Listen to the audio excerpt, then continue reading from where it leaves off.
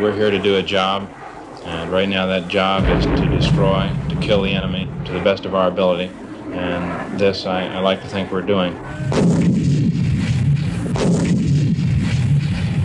We cleared the town, we rounded up the males of military age, and we intend to remain here in this town and make it a loyal, pacified city. The Viet Cong are real enough. On these patrols, you nearly always have the feeling that you're being observed by an unseen enemy. Numerous snipers here, there, and everywhere, and it makes it difficult to even tell where the shot comes from. It's a new kind of warfare for the Marine Corps. Inevitably, comparisons are being drawn between Da Nang and Dien Bien Phu, the battlefield where the French were so crushingly defeated by the Viet Minh 11 years ago. Could the same disaster which struck the French also overtake the Americans? This is Da Nang, a smelly, sweaty seaport on the South China Sea, only 100 miles from the 17th parallel, which forms the frontier with communist North Vietnam. It used to be a foreign legion town, and most of the older people speak a few words of French. But now the children are learning English, American English, for Da Nang has become one of the key American bases in South Vietnam. It's a town of rich and varied smells, and it fairly reeks of war. It's easy to forget that the people of Vietnam have suffered war for 20 years. First it was the Japanese who fought here, then the French, and now it's the turn of the Americans.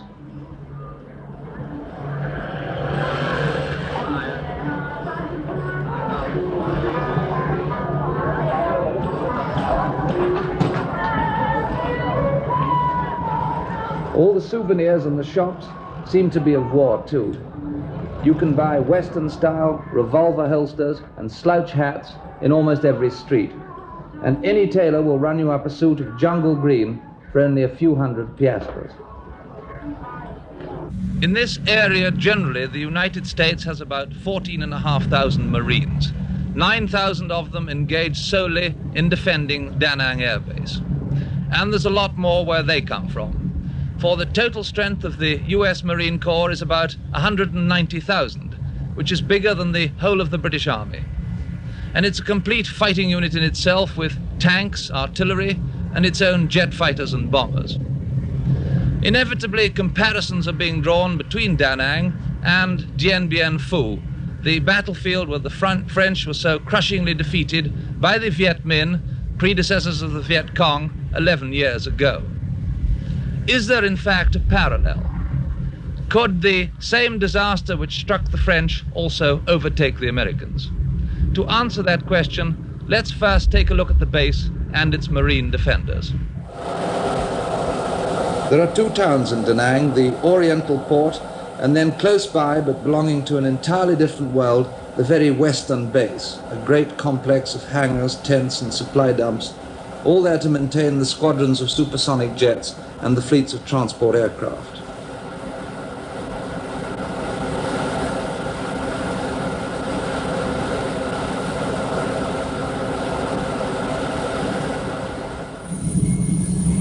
The build-up of hardware, as the Americans say, is highly impressive. Da Nang is the launching pad for many of the almost daily airstrikes against North Vietnam, and it must be one of the busiest military airfields in the world. Hardly a minute passes without some aircraft coming in or taking off. Jet fighters are always on alert to counter any strike on the airfield, and backing them up is a squadron of Hawk ground-to-air missiles perched on Hill 327 above Da Nang. The Hawks are here to protect Da Nang Air Base from an attack by Russian-built MiGs, and they're just about the most effective ground-to-air anti-aircraft missile there is. Once the battery's radar has picked up the incoming enemy, the computerized system locks on in such a way that every change of speed and direction is automatically countered.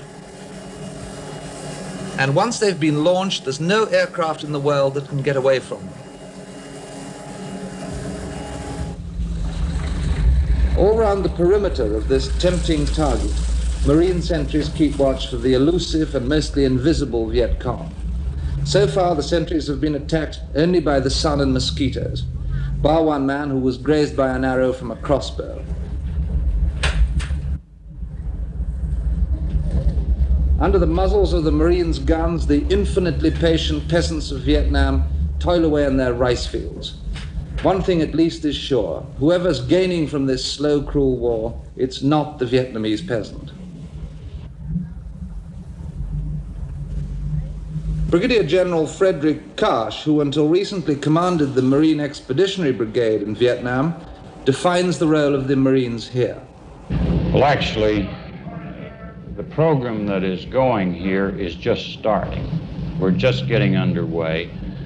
The build-up that we have had to get it underway has not only been one of bringing the troops in, but getting the troops acclimated to the weather, to the people, to the type operation. This is completely different from anything that you could visualize as a normal type warfare, in that the identification of friend and foe is something that is quite alien to a normal operation.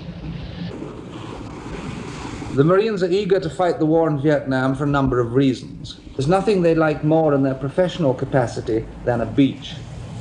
South Vietnam is really a glorified beach with a narrow coastal plain and mountains behind.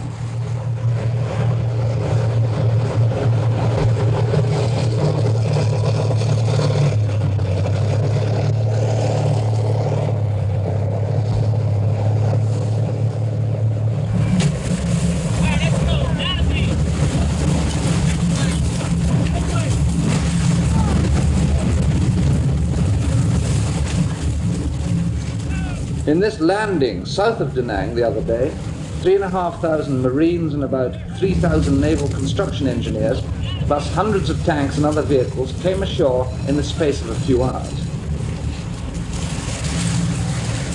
The object of this massive logistic effort is to build a landing strip in the sand dunes from which the Marine jets can fly close support missions for Marines on the ground.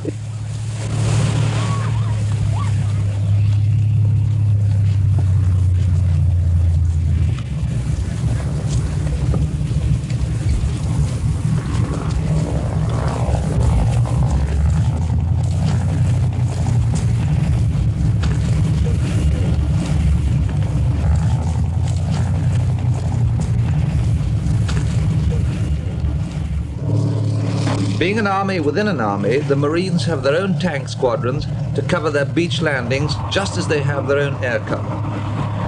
On an occasion like this, all the expertise of the assembly line technique comes into play.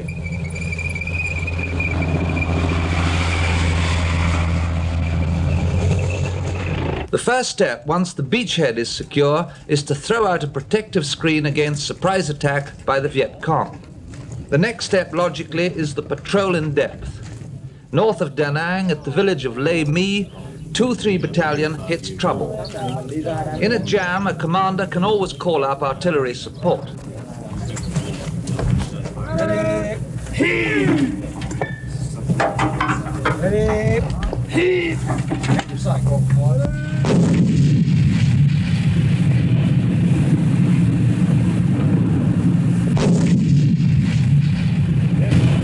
Operation began at 6 this morning. The Marines moved through the towns. There was a fight.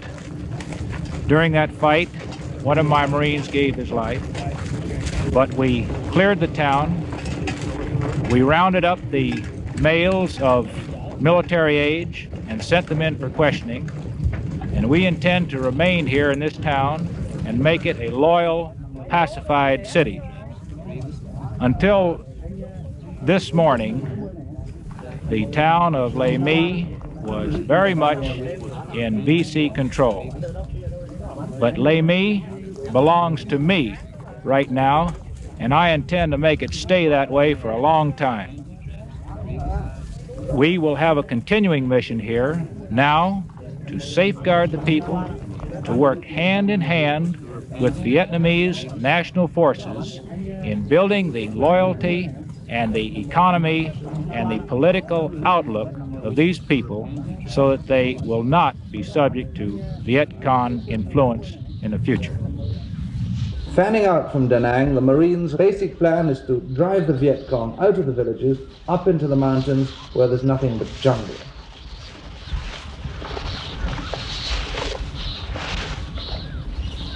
These patrols are no picnic. The shade temperature in the middle of the day is about 90 degrees, and in the rice paddies there's no shade at all. Nothing but the sun above and water in mud beneath. Not that you can drink the water unless you want to get dysentery. For the Marine foot soldier, the grunts as they're called, thirst is a more recognizable and often a more real enemy than the Viet Cong. But the Viet Cong are real enough. On these patrols you nearly always have the feeling that you're being observed by an unseen enemy, that you're in a sniper's sight.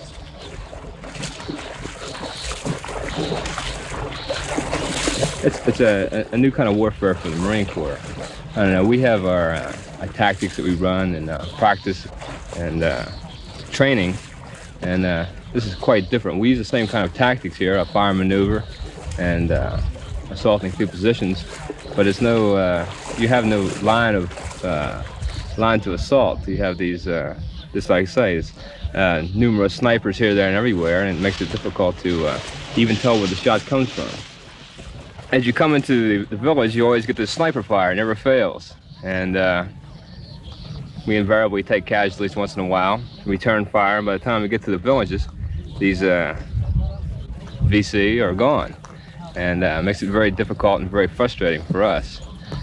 In Viet Cong villages, booby traps litter the paths, so well concealed that you can't see them until it's too late. And their crude trip mines can do a lot of damage.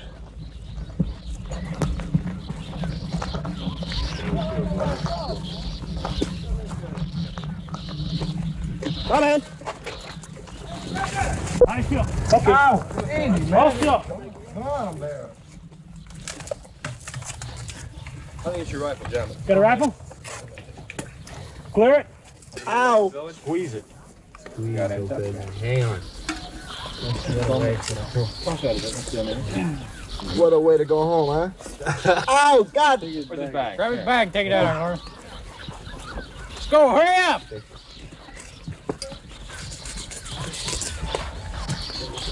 Have we got word back to blood circulate. I'll go see about the other. They got a smoke grenade out there?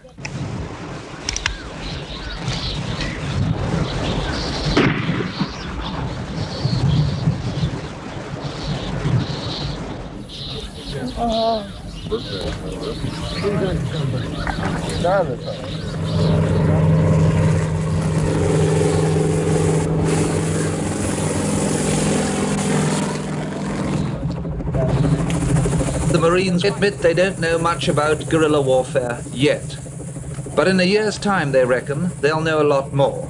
And if that's not enough, they're quite prepared to take 2 years. That's the frame of mind they're in.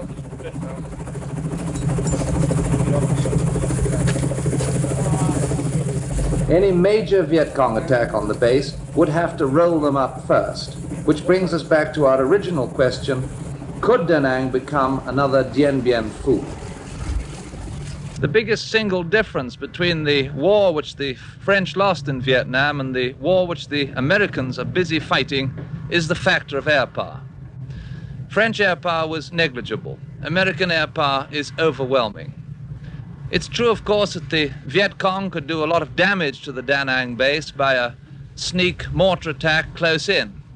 But any major movement of troops would almost inevitably be detected and hammered to pieces by American jets like the Marine Phantoms, the hottest operational aircraft in the world. Almost all the missions flown by the Marine Phantoms so far have been in South Vietnam itself against the Viet Cong. Practically none have been against the North, despite the Phantom's claim to be one of the most advanced aircraft in the world. The Phantoms are crewed by only 2 men, the pilot and the radar operator. Between them they do the lot: navigation, bombing, rocketing, and air-to-air combat.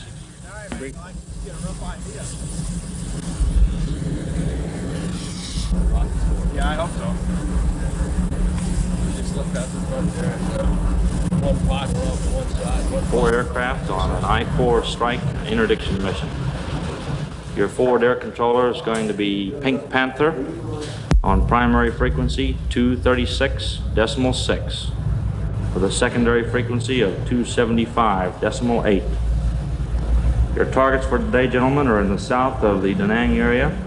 We've got 4 VC battalions located at the following coordinates: Bravo Sierra 437-960 and Bravo Sierra 400-957. Your time on station will be 14:25 local for your rendezvous, and your time on target will be 14:30. Your ordnance load for this afternoon will be 6 500-pound GPs, 2 1,000-pound firebombs, and 4 pods of either Zuni rockets or 2 75-inch folding fin rockets. Your forward air controller will mark all targets and will call for the type ordnance desired on each target.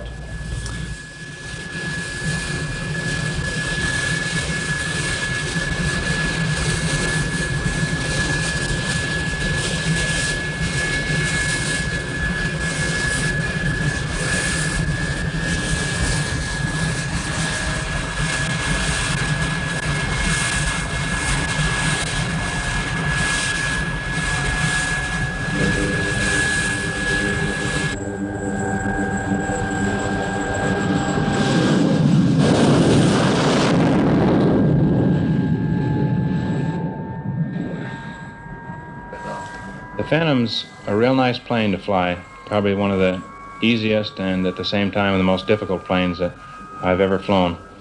It's an easy plane to fly, it's very forgiving and has an excessive power that will get you out of many close calls that another aircraft probably wouldn't get you out of. At the same time, it's very difficult to fly because it is such a sophisticated aircraft and it has such an advanced ordnance and such an advanced weapon system.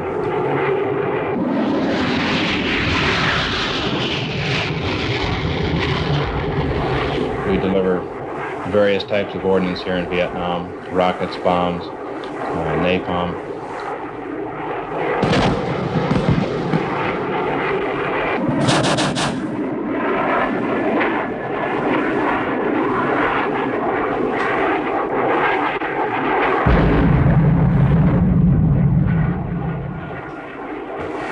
We're here to do a job, and right now that job is to destroy, to kill the enemy to the best of our ability.